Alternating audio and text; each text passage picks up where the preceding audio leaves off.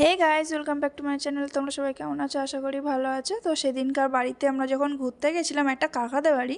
তো চলো তোমরা দেখতে থাকো। একটা ভুতুড়ে জায়গা থেকে কাকাদের বাড়িতে গেছিলাম ঘুরতে। তো অটোতে উঠে দেখো আমার ছোটো বোন, মেজো বোন বসে আছে, কিন্তু ছোটো বোন ঘুমিয়ে পুরো হা হয়ে গেছে। এটা হচ্ছে সেই গোসবার লাইনের দিকে ঘুরতে যাওয়ার রাস্তাটা। মানে যে কাকাদের বাড়িতে যাচ্ছিলাম সেই কাকাদের বাড়ি ওই গোসবার ওই দিকটায়, ছোটো মোল্লাখালি জায়গাটার নাম। তো সেখানে যাওয়ার জন্য এই গোসবাড়ির দিক দিয়ে নাকি যেতে হয়। তো 15 বছর আগে গেছিলাম, মানে আমার যখন 5-6 বছর বয়স, তখন আমি একবার গেছিলাম। আর এই 15 বছর পরে যাচ্ছি। এটা হচ্ছে গোসবা খেয়াঘাট, মানে গোসবার এপারে। তো এপারের নামটা আমি কি ভুলে গেছি, এপারে কি বলে ওই জায়গাটা। তো দেখো এই পাশে আসলাম, এসে এই পাশে একটা মন্দির দেখলাম। তারপরে এখান থেকে উঠে আর এরকম নদীর কানায় আসতে হবে, মানে খেয়াঘাটের দিকে। তারপরে এখান থেকে সোজা আসছিলাম। তো এই যে খেয়াঘাটের একটা রাস্তা আছে, এটা অন্য দিকে বোট টোট যায়, তো সেই দিকে রাস্তা ওটা।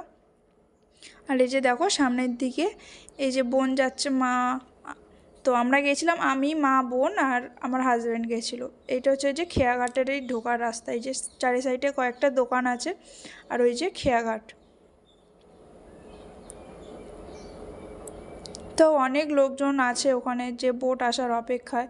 নদীটা দেখেছো কত বড়? দেখো নদীটা এত বড় যে এ মাথা থেকে ও মাথার কোনো লোকই দেখা যায় না, শুধু যে এমনি দোকানগুলো, ঘরগুলো, ওগুলোই দেখা যাচ্ছিলো, আর গাছপালা। আর প্রচুর প্রচুর পরিমাণে ঢেউ হচ্ছিল, ওরকম মনে হচ্ছে ভিডিওতে, কিন্তু যখন আমরা বোটে উঠেছিলাম তো তখন প্রচুর পরিমাণে ঢেউ হচ্ছিলো। তো দেখো এই সাইডে লঞ্চ দাঁড়িয়েছিল, আর ওই যে বোট আসছে যেটা, ওই বোটে করেই আমরা যেতে হবে, ওই পারে পার হতে হবে।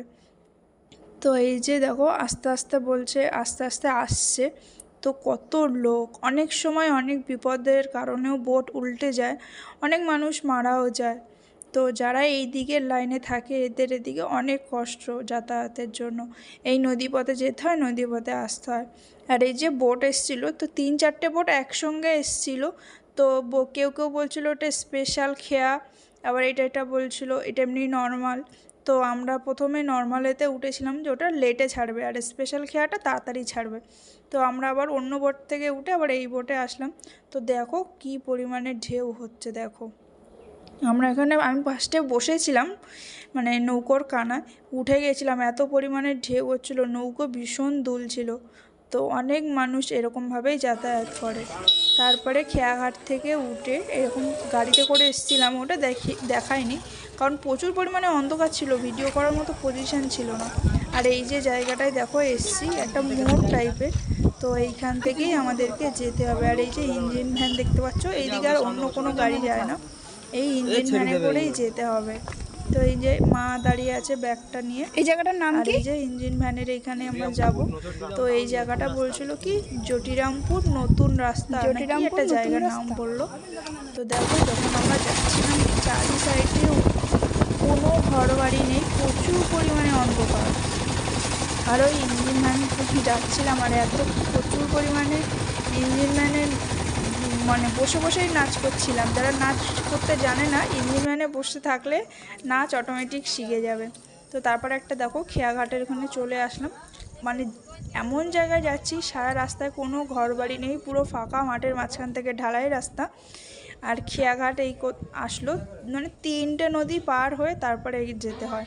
তো এখানে এখানে জিজ্ঞেস করছিল কত করে, তো বললো বোট নেই এখন, বসো। আর ওখানে 3 টাকা করে ভাড়া নিয়েছিল। তো দেখো এই যে চারি সাইডে অন্ধকার, কোনো লোকজন নেই। তো রাস্তায় তারপর চলে আসলাম। তো সেইটা দেখায়নি, প্রচুর পরিমাণে অন্ধকার হয়ে গেছিলো, মানে অন্ধকার ছিল। তারপরে সকালবেলা কাকাদের বাড়িতে ঘুম থেকে উঠে দেখি কাকারা রান্না বান্না শুরু করে দিয়েছে। কাকিমা রান্না করেছিল সেই দিনকার রাত্রেবেলা। তো আমরা সেদিনকার চলে আসবো, একদিনের জন্য গেছিলাম। তো তো সেই জন্য আমি কাকাকে বললাম যে তাহলে তুমি রান্না করো, মানে শুনেছিলাম গল্পে যে কাকা নাকি রান্না করতে পারে ভালো। তো তার জন্য কাকাকে বলেছিলাম রান্না করতে, তো সেইটাই রান্না করতে, মানে রান্না করছিল কাকা।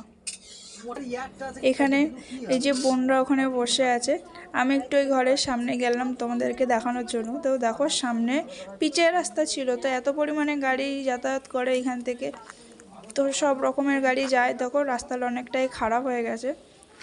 এই যে নতুন করে রাস্তা হবে নাকি আবার পিচ ঢালাই পড়বে, তো এইদিকে ওইদিকে পুরো ফাঁকা, বাড়িটা অনেক ফাঁকা ফাঁকা। গ্রামের দিকে তো অনেক, গ্রামের দিকে এইরকমই হয়। এইটা হচ্ছে কাকাদের বাড়িতে ঢোকার রাস্তা।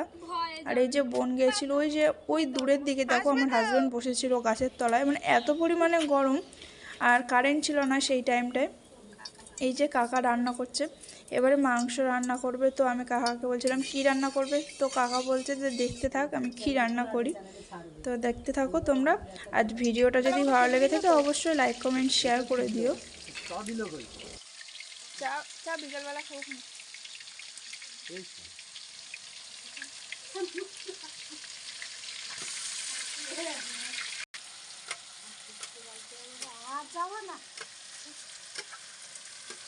বাবা না এর পরে